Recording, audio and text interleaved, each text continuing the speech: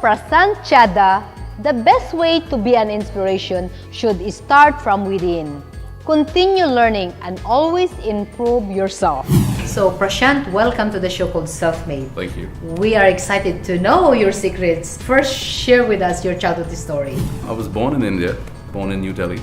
Both my grandfathers in the army. They actually were friends, and that's how my parents got married. My father was in the Navy, so I'm a military brat. That's so funny. Yes. Are you a tough kid? I was quite a brat, actually. I was a very quiet kid initially, and then I was quite a brat. So my brother and I are 7 years apart. So for 7 years, I got everything I wanted. And I couldn't understand the concept of why no. So I was a but why mama kid. So at the childhood, do you really know what you want to be? Funny you say that. When I was a kid, I wanted to be on Broadway, preferably in a production of Grease. But the reality was I can't sing to save my life, and acting I don't think is really me, because after a certain point I started looking distracted. So, Okay. no, I went through a number of things. Growing up, wanting to do different things. Always loved sailing, so used to dream about being a sailor. So I used to sail actually in Toronto. There's a sailing club. Did your parents really support you along the way when you made that decision? So my mother was kind of knew that side of me, which I didn't, and she would always encourage me to get out of my comfort zone and do something different. I couldn't figure out why she was being such a nag. But the reality was that I thoroughly enjoyed it, and it became something to look forward to on a regular basis. And she realized that I like to travel, and she says, why don't you mix that with what you do for a living? So do you think parents know the best for their children? I think parents know you because they've seen different sides of you that may be your blind spots. So they may not tell you that this is the best job for you, but will definitely give you their gut as to what you would be happy doing.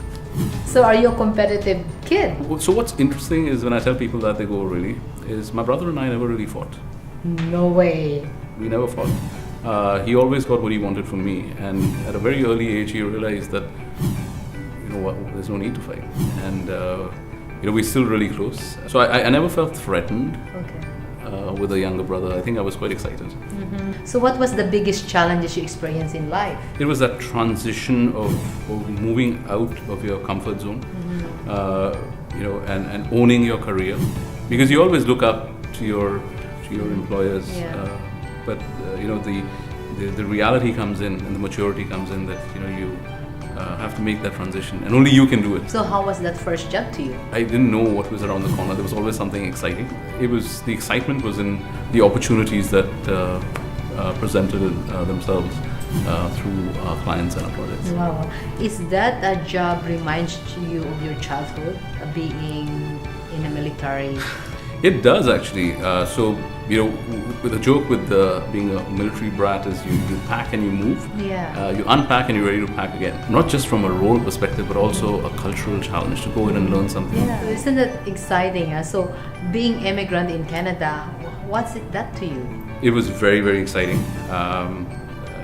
The first few months was tough, and it teaches you that there's this family beyond the family. It's your friends, who are that rock that ensures they're with you. And the first 6 months was difficult.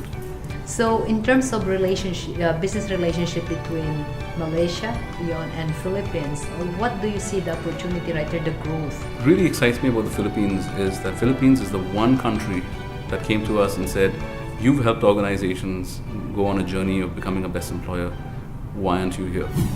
So we had to come down, not forced, very happy, and actually share that. And the audience that we shared it with was very appreciative of the information and the data that they received.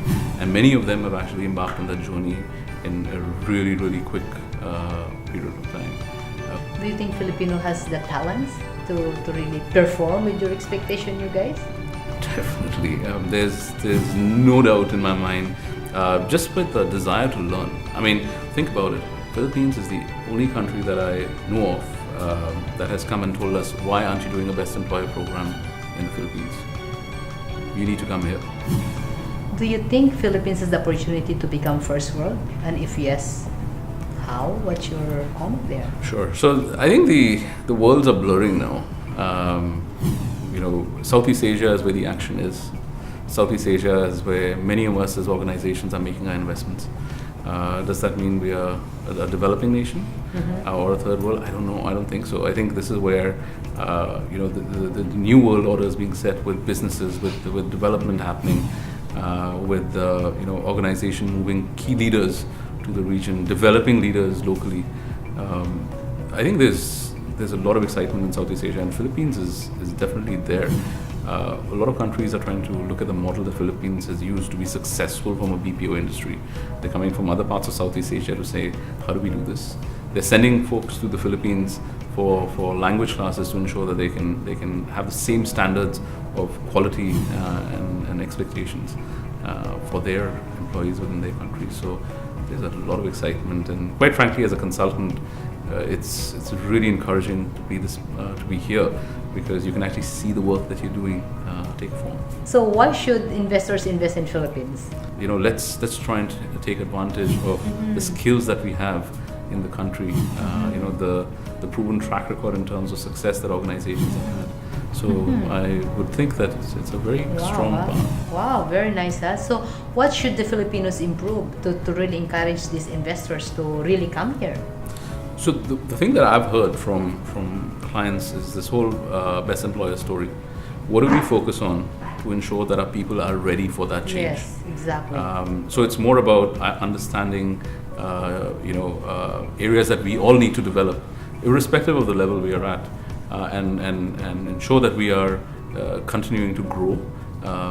And a lot of the interventions now that organizations want are focusing on, ensuring the employer brand is strong enough to attract that talent, is focusing on ensuring there's a strong leadership pipeline for tomorrow, ensuring that that employees are motivated, they're saying good things about the organization, they want to stay with the organization for the longer term, and there's actually a willingness to strive to go that extra mile to ensure that it's a high-performing workforce. So those are a few things that our clients are talking about.